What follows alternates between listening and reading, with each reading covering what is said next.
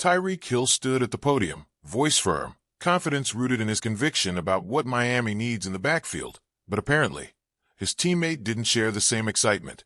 Hill talked openly about his connection to the offense this year, mentioned Tua Tagovailoa's push for stronger leadership, and seemed energized. But then, a jab at Devon Achane. And that jab, it hit harder than most expected. Hill's words landed like this. "Take Achane out on third down," he said. "What? That's my honest opinion. If it's third and short, he's not a power back. I've been telling him that in the locker room. I love Devon, but if I'm being honest, that's why you got Jalen right. That's why you got Ollie Gordon." No sugarcoating. No filter. Just blunt assessment. The reaction? Calm but telling. Achane replied in kind with a simple, "That's how you feel," and a laughing emoji. Not angry. Not confrontational. Just steady. A subtle sign. He wasn't blindsided, but he wasn't impressed either. Let's pause and think. Achane logged 907 yards and 6 touchdowns over 203 carries last season. That's 4.5 yards per carry. Solid, reliable. Not superstar level, but effective.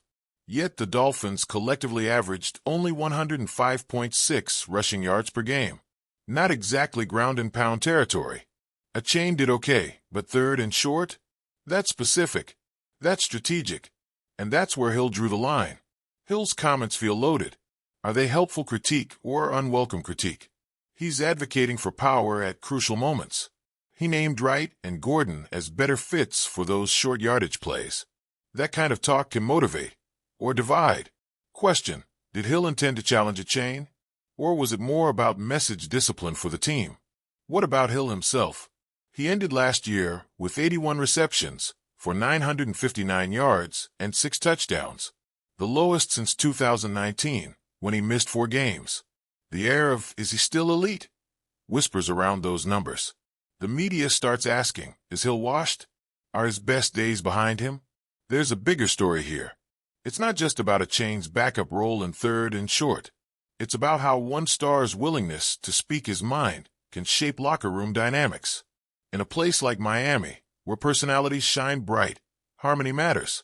Leadership matters. And if Tua's message to himself was, "Be a stronger leader," Hill doubled down on that by being boldly honest. But the question remains, does calling out teammates publicly help the leader or hurt the team? Achane's response shows emotional intelligence. He didn't rise to the comments.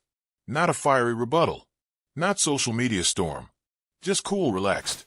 But under that calm surface, is there resentment brewing? Will he push harder to prove Hill wrong? Will something snap in camp or preseason?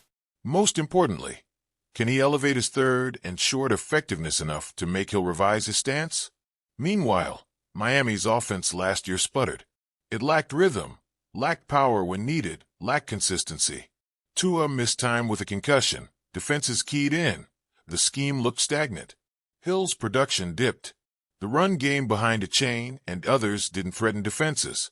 The team never looked balanced. Critics pointed to predictable play calling. Fans wondered if this offense lost its spark.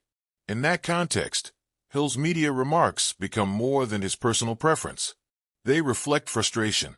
Frustration with stagnant stats, with flat performances, with losing momentum in tight games. He likely sees third and short as a pivotal moment, convert or stall. And if Achane isn't punching it in, who will? Hill's idea: bring in players better built for that grunt work. But isn't there value in Achane's explosive burst? He's quick to the edge, elusive in open space. He breaks big plays. He's not just power, he's shiftiness. And maybe the Dolphins want both. They drafted Achane for versatility. Yes, power matters, but so does breakaway ability. Mixing roles can keep defenses guessing. So removing Achane on certain downs might limit unexpected home run potential. How does Coach Mike McDaniel weigh in? Does he side with Hill's strategic take or protect Achane's opportunity? If Achane isn't given enough chances, his confidence might dip. But if he's forced into situations where he doesn't excel, Hill's point stands. McDaniel faces a delicate balance. Support his vets, respect his rising backs, foster healthy competition without internal friction. Writers and analysts will debate tone. Was Hill crossing a line by talking publicly? Or was he delivering a necessary reality check? In Miami, transparency is encouraged.